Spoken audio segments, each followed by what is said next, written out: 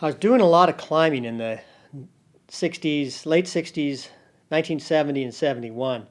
Even though I was going to school at WSU, I finally graduated the summer of 1971, and I graduated in geology. And I thought, God, I'm going to go work as a geologist for some company or some government agency, and so, but I couldn't get a job. In the 70s, it was really tough to find work as a geologist or as a graduate for anything. So I did a variety of jobs. I worked construction work, but finally got a job as a geologist and worked in the White Clouds of central Idaho, investigating old 100-year-old mines and mapping them.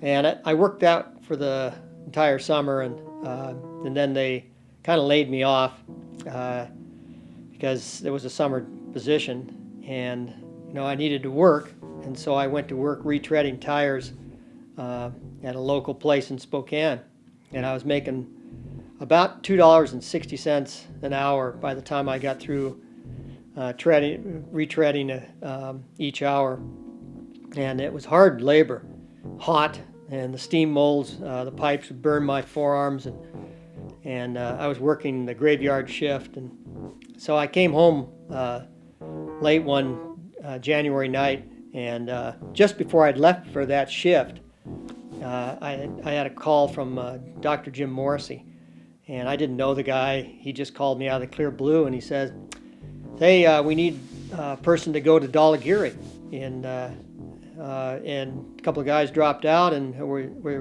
some of them recommended you. Would you like to go? And I thought about that. I thought, I didn't know where Dhaulagiri was. I didn't know how high it was. I didn't care anything about the peak. But anything's better than retreading tires in the graveyard shift for $2.40 an hour. So I said, absolutely. When do we leave? And he said, well, we're leaving in 1 month. So I went and got a passport, which I didn't have. Went and got a loan because we didn't have the money. I'd only been married 1 year, and Joyce was a school teacher, and she was holding down the fort because I wasn't making much money. But I promised her that this would be the first and last time I'd go to the Himalayas.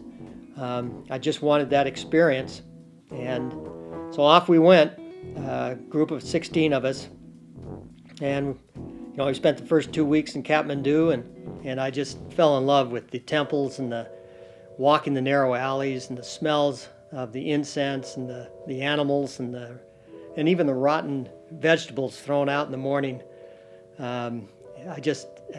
Since I had jet lag, I would get up really early and walk up to the monkey temple at the top of the hill, and I would sit and watch the monks come up this long stairways, and the monkeys run around the temples, and and I watched the city come to life.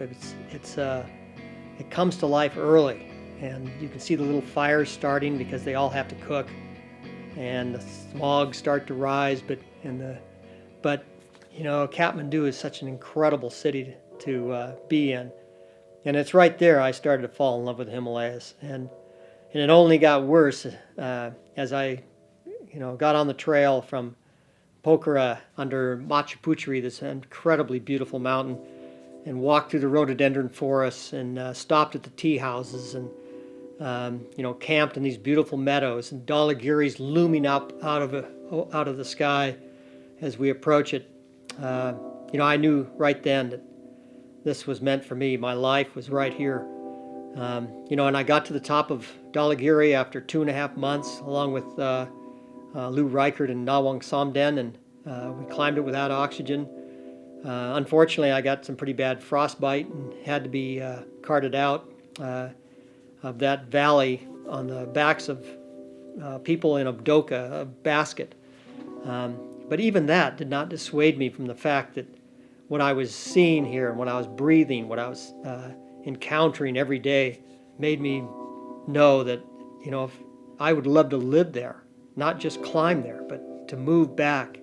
And I wasn't able to do that, but I certainly did make every effort to travel in Asia because of the people and the customs and the history there.